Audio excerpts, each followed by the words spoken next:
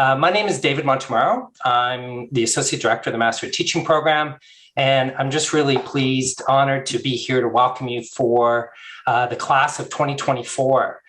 Congratulations on getting admitted into the Master of Teaching Program. I, amongst many other people, are part of the admissions team who reads your profiles and getting insight into really impressive sets of experiences, knowledge, and commitment that you're bringing. You know, as I thought about it and I've read those, I don't know if years ago I would have gone to a program if I was competing with the likes of you. So congratulations and welcome. While we gather here today, I've been receiving news from some of our recent Master of Teaching alumni who are already in classrooms teaching, and getting stories from them about those early kind of trials and joys of building relationships with students and learning. And really evident in their voices is just the thrill of teaching. And for me, teaching has been sort of the best job ever. I was listening this morning to CBC. There was a radio story on workplace wellness survey across Canada. And one of the things that the report that popped out for me is how teachers feel highly rated in terms of their transformative impact, that making a difference, calling that they bring is really gratifying and fills the passion that they bring. And I anticipate fully that that's what you bring to this space, as well as acknowledging that a lot of it is hard work. And this first meeting is part of that preparation for that work. So if you go to the next slide, please. So our agenda for our time today, there's two sessions. There's this first general information session, which is a few people, myself included, are here to welcome you and share some information. And then you'll be breaking into division specific. So if you're in the primary junior division, the junior intermediate, or the intermediate senior, you've been invited to attend those sessions. And in those sessions, you'll have an opportunity to have questions and answers. And this one, though, is largely just, the talking heads on the screen, but hopefully it'll be of value, the information we're sharing. I encourage you throughout, feel free to take screenshots, because there will be websites and specific information that you want to refer back to, as well as there will be, this is being recorded and will be available at a later date. The next thing, if you can go to the next slide, please. As part of this preparation is this hard work that I'm speaking about that leads us to those joys of being in the classroom, is wanting us to center here now with a land acknowledgement. And the land acknowledgement was intentional. There are many land acknowledgements out there, but I purposefully selected one for University of Toronto, hopefully for obvious reasons. And this particular land acknowledgement was developed with members of the University of Toronto Indigenous communities, including elders, knowledge keepers, students, and faculty and staff. And the intent from that group when they came together to compose this land acknowledgement was to honor the Indigenous peoples who have lived and worked on this land for thousands of years and are still here. And really, the aim behind land acknowledgements is to ground our attention, wherever you are joining us today, to ground your attention to our relationships and our reliance on land. And part of the land acknowledgement is also an expression of gratitude and appreciation for those whose territory and where you reside on. So, and of course, land acknowledgements aren't intended to be just a calling back and pass, but really attention brought to the ongoing colonial process, of which is still unfolding and hopefully being addressed. So inviting you as I read the land acknowledgement, just to embrace your attention in the moment where you are, the land you are, and think about it as the intentionality of us in this meeting place here together. So I and we wish to acknowledge this land on which the University of Toronto operates. For thousands of years, it has been the traditional land of the Huron-Wendat, the Seneca, and the Mississaugas of the Credit. Today, this meeting place is still the home to many Indigenous people across Turtle Island, and we're grateful to have the opportunity to work on this land. Referring to the land acknowledgement at the University of Toronto, it's also important, of course, to acknowledge that these are increasingly commonplace. Every day in schools, for example, in Ontario, they're recited and that the practice and the contents are and remain contested. And there can be a sense that they're just performative gestures. So to move them from performative gestures, I'm inviting you and me and all of us here to respond to the call to action. And here you see the calls to action being references and it's evoking and picking on the Truth and Reconciliation Commission and the 94 calls to action. University of Toronto Community came forward and put together a document which is 52 pages in length. So I invite you, kind of your first piece of homework, if you will, over the summer preparation, to think about moving on beyond performative recitation, acknowledgement, live acknowledgements, to really enlivening and addressing the systemic legacy of colonialism that continues to today. So part of that work, collaborative community and reciprocal work that we need to engage in, is supported by the Master of Teaching leadership team. You'll have an opportunity to meet particularly the academic coordinators, Andrew Campbell for the JI, Anne-Marie Chudley for the PJ, and Carolyn Tomitsoglu for the IS in the individual sessions. Anne-Marie will also be speaking later today in this particular session, sharing some important information about practicum and research. The other members of the team, Kathy Broad, want to impress upon me to be sure to extend her heartfelt welcome. Unfortunately, she was called away at the last minute, but you'll have an opportunity to meet Kathy and the rest of the team this coming fall at our orientation days in September. I think the other thing where you look at the names and the positions is gives you just a flavor of the breadth and the depth of commitment of the leadership team, of which many other people support additionally to supporting your program experience over the next 2 years. Including as part of this welcome today is the members of the Master of Teaching Association who were just recently elected. And Rakaya is here to welcome you and as well to share with you some information about some of the other student affinity groups, some of whom are here today. And again, you'll have much more fulsome opportunity in the fall to meet the various groups of which you may wish to get involved with. So Rakaya, thank you for being here. All right, thank you for that introduction, David, and welcome again, everybody. So congratulations on getting into and accepting your offer to the MT program. We hope that this program feels like home and you enjoy your next 2 years here. So like David said, my name is Rakay and I'm the president of the MTSA, or the Master of Teaching Student Association. And I work with an amazing group of human beings and we are dedicated to representing the MT program. So we'll introduce ourselves in a couple of slides, but basically, oh no, we can go back. But basically, we have different events that we hold throughout the year. Some of them are academic, some of them are social, basically helping to make your time at OISE memorable and valuable.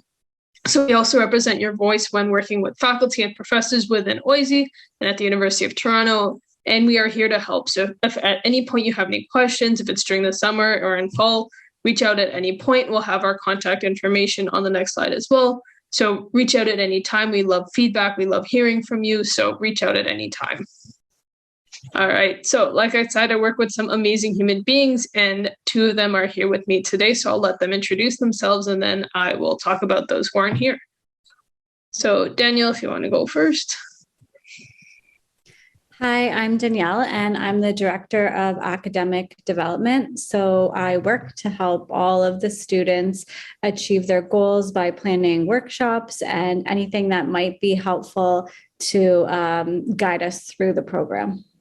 Awesome. And then Sarah will be here in a little bit, especially in the IS session to help with the questions. But I also have Asia, who is our Director of Communication. So anything that you see on social media will be done by her. We have Khadija, who is Director of Social Engagement. So any social activities that will come in the fall will be coming from Khadija. Sylvia will be dealing with finances, something that you won't directly be engaging with, but anything to do with money, like merchandise, will be done through Sylvia. And then we have Angel, who will be helping with professional development. So any kind of sessions that will help with entering the professional world, helping, develop your CV, things like that will be done by Angel. And last but not least, here's how you can connect with us. So reach out at any point if you have any questions. So you can reach out on Instagram, you can message us on Facebook. We also set up a Facebook group. If you're on Facebook, if not, that's fine too, but you can join that. And then we'll be posting things on there as well as on the other social medias. Not to worry, you'll also be getting emails if you don't have social media. So if you don't have any of these, you'll still get notified of what's going on. All right, so that's enough about us. Now we'll talk about some of our amazing student alliances. So one of the first ones that we have is BIPOC Future Teachers, and it's basically a space for Master of Teaching candidates, future teachers who identify as Black, Indigenous, and people of color, where they gather, learn, and uplift one another as they navigate the MT program and prepare to teach in schools and beyond. They usually have meetings. I'm not sure how often and if it'll be online or in person, but they usually meet and they have various events as well. And then we have Queer Trans at OISE, or QT at OISE, and it's a peer-to-peer group that supports queer and trans space within the OISE and MT program. They basically value to us LGBTQ plus students, make room for to us LGBTQ plus topics in education. So they have various events throughout the years, and they have weekly gatherings as well that are part social, part resource sharing, and part queering, transing, and feminizing education. And we also have the Indigenous Education Network, which is a group of students, faculty, and community members who share a common commitment to and passion for conveying anti-colonial education, elevating radical ways of knowing, organizing action and change, and deepening relations between Indigenous Black and Black Indigenous peoples. The Indigenous Education Network supports students through co-curricular programming, resources, and mentoring. For over 30 years, we have been crafting meaningful opportunities for mutual aid, collaboration, and deepening relations between students, staff, faculty, and community members. And so there's the email address there and phone number for connecting. We also have the Asian Student Alliance, which is a mission to provide educational information and uplift Asian voices. They have public pages for the sharing of resources and to celebrate the rich and diverse cultures of Asian diasporas and identities. And like mentioned before, there are lots of ways to contact them. You can also check out, I would say, go to Instagram as a starting point because there are so many groups available to you on that platform. So hi, everyone. My name is Jessica. I'm a second-year MT student in the PJ stream. And this year, I'll be working with Access Pathways. So what is Access Pathways? It's for Black identified MT candidates. And when it comes to Practicum, you're intentionally placed with an educator who is committed to upholding the mandates outlined by the Center of Excellence for Black Student Achievement. And that's with the TDSB. Now, even though I said TDSB, it's not exclusive to the TDSB. If you're in the Peel region or the Durham region, you can also participate in that respective board. I realized I should have added my email address to this. We'll get that to you. We do have a Pepper community, and Pepper is what you use as like U of T's online resource with a lot of information, with job posts, scholarships, and various resources that may be of use to you. So if you are interested in joining, just let me know. I'll somehow get my information out to you, and I'll send you some more information about Access Pathways. Thanks, everyone. Hi, my name is Anne-Marie Chudley. I am the MT Partnership Coordinator and also the Academic Coordinator for Primary Junior. Welcome. We have over 180 participants this evening. Echoing earlier words, I'll slow down when I say it. Congratulations on being accepted into the Master of Teaching program at OISE at the University of Toronto. There'll be time for questions and responses in the breakout sessions following this. I have a number of slides just sharing some information. The student handbook, there's a link there to the student handbook. And at this time, we are in the process of updating the handbook for 22-23. But incoming teacher candidates, the class of 24, you're really encouraged to read the handbook that is available at this time, which is the 2021-22. There will be references to a virtual program, but we are clearly in an in-person program starting for the fall, and we really look forward to that. So lots of information in the student handbook. And next slide, please. Similarly, the Practicum Handbook. The dates are different for next year, but a lot of the information is the same. So I invite you to take that screenshot. We will be sending links to the updated ones to you when they're available. And our hope is to do that sometime in July. I will put on my partnership hat when I speak to the next few slides.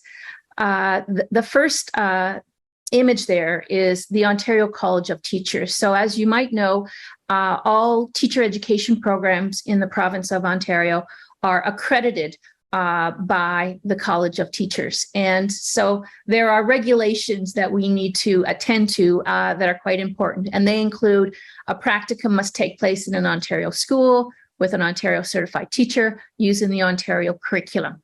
The MT program is really, really grateful to be able to partner with 10 partner boards across the GTA. And so you'll see those, that the map, there are 5 regions there. And we partner with the 2 boards in each of those regions. So example, Durham and Durham Catholic, York and York Catholic, etc. The placement officers in 8 of those boards arrange the placements. And for 2 of the boards, there are placements, 2 of the boards, MT Practicum coordinators are responsible for the placements. When you go into your PJ, JI, or IS breakout rooms, there'll be a Practicum coordinator in those rooms to address any questions. And certainly we'll have student ambassadors as well to address questions. VSS, I think it was earlier this week that there was an email sent to new students about the vulnerable sector screening check. A couple of really important points. It's often referred to as the police record check, but ensure that any police record check that you get includes a vulnerable sector screening. You're working with a population, children and youth of a vulnerable age. The requirement to have a VSS is not OISE's requirement. We're communicating that requirement to teacher candidates on behalf of our board partners. And all of our board partners require TCs have a vulnerable sector screening check. As was articulated in the message sent earlier this week, it's important to start the process to apply for a VSS now. And there were links in that message around how to do that. Yes, see details sent. I guess it was sent yesterday on the 14th. Next slide. The Practicum schedule. The Practicum dates for next year have been posted on the MT website, the Practicum website, for maybe even a month or 2 now. But just to reiterate the schedule, the year you will be entering your first year 1 Practicum in the fall.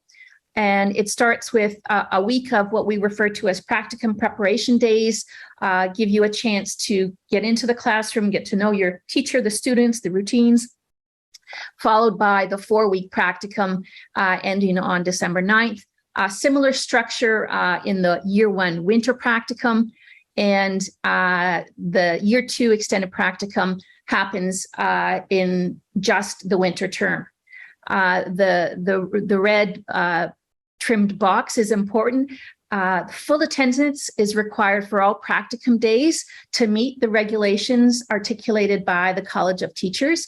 And in the event of an absence, that makeup days will be scheduled the week following the end of the Practicum. So as you think about next year and plans and see the end of Practicum is December 9th, there may be requirements for you to continue to attend Practicum the following week if makeup days are needed, and similar to all Practicum placements in the MT program.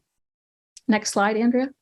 And this is just a quick visual of the program for you next year, that we have a block of classes. We start with an amazing week of orientation, and classes start September 12th, and classes go, I think it's for about 7 weeks. And then you have your 5 weeks of Practicum and leading right into the December holidays.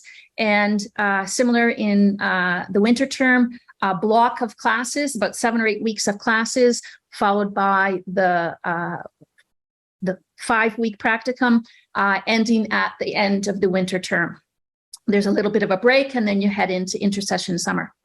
On behalf of Dr. Angela Vimich is our most amazing research coordinator for the MT program, and sends her regrets for this evening. And so I'll just share a couple of slides that Angela has prepared for this evening. Each MT student, you'll have the opportunity to develop an expertise in a chosen area of educational research. So think about topics that are of interest, whether they're new or ones that you will build on from your earlier experience in undergrad or graduate or before. And there are 2 required courses which support the development and the completion of the research component. And we often refer to them as Research 1 and Research 2. And each year culminates with an annual research conference in the spring, and it's the most amazing conference. We really look forward, I hope, to doing it again in person next year.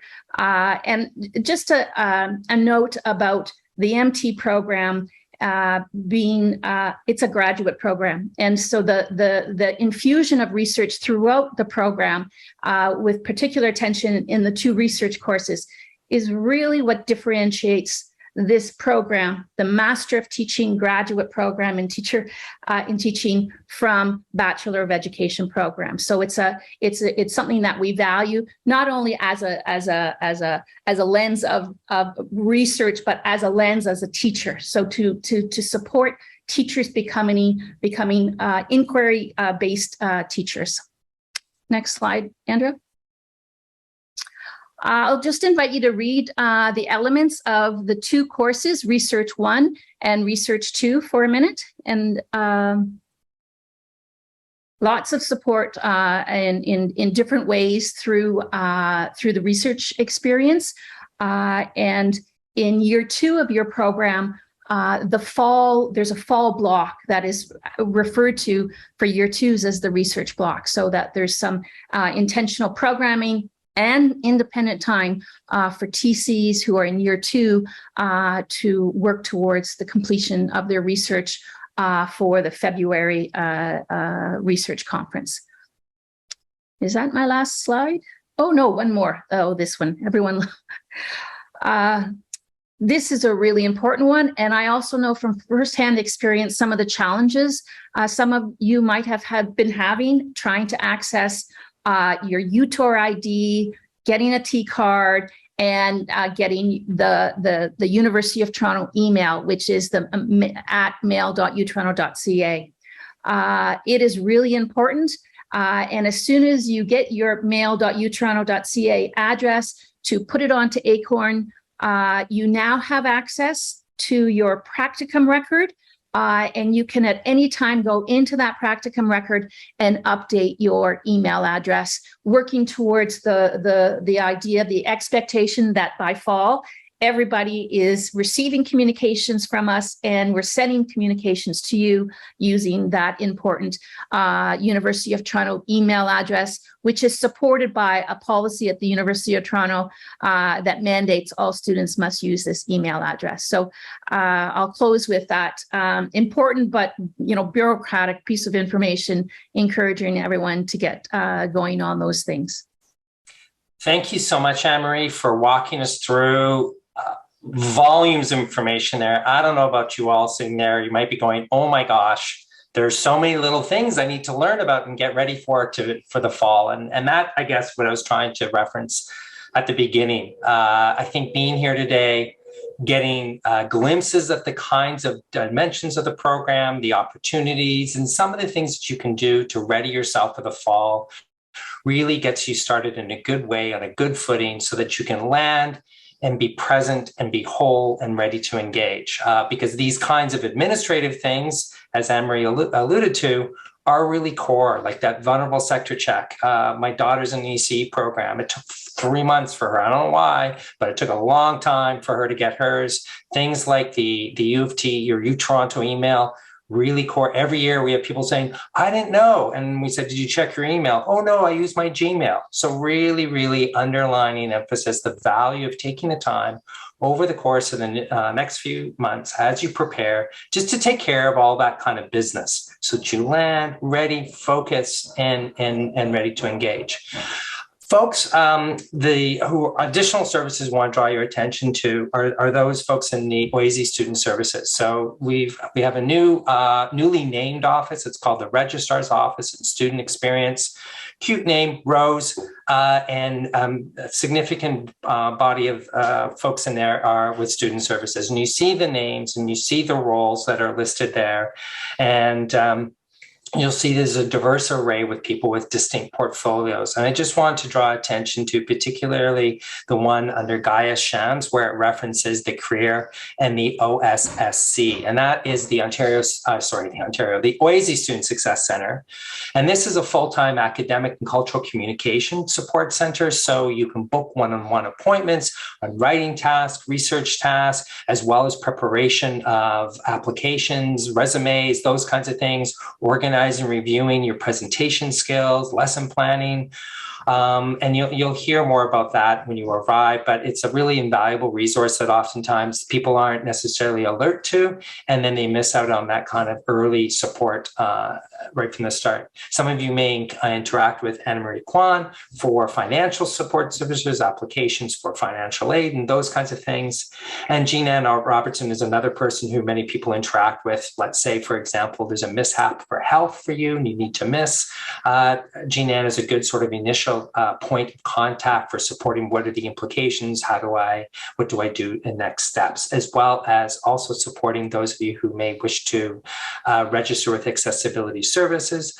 Jean Ann is another excellent resource there. So if you can go to the next slide, please. So lots of information, as we've said, we've been pointed to wayfinding in terms of those handbooks that Anne-Marie referenced, the Practicum handbook, the student handbook, but there's no assumption that you're still not going to have questions. And so questions over the summertime, some of you have already been availed yourself of these points of contact, just drawing your attention to 3, just general inquiries around, your courses, what have you for the fall. You continue to use the mtinfo@utoronto.ca. If you have specific Practicum related inquiries, I think best to look at the Practicum handbook before you start to, send in emails, because you'll find that circulation is also available on the MT Practicum website. So there's lots of materials available, but if you do have distinct questions that are germane to your personal circumstances, please feel free to use that email address. And then for registrarial and tuition fee kinds of questions, using the last email that's provided to you there. And again, you may wish to take screenshots of those. Google is pretty darn good for helping you find out access to those that information as well. So that is the end of our session.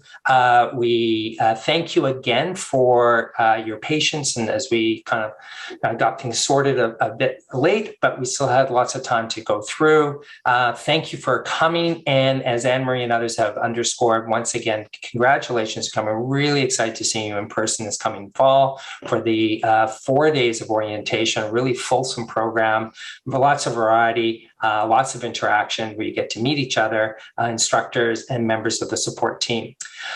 For right now, if you can log off from here, please return to the lobby and you'll have be directed to join your division. So if you're in the PJ, you would join the PJ session and meet with Anne-Marie. JI, you'll meet with Andrew Campbell, and IS, you'll be meeting with Carolyn Tomitziglu. And there'll be an opportunity for question and answer, as well as a little more detailed information. So that'll begin in 5 minutes. So approximately 20 minutes after the hour, 5:20 in the Eastern Standard Time, but 20 minutes after the hour in other time zones. So again, welcome. Thank you for coming, and wish you all the best over this summer. Keep well.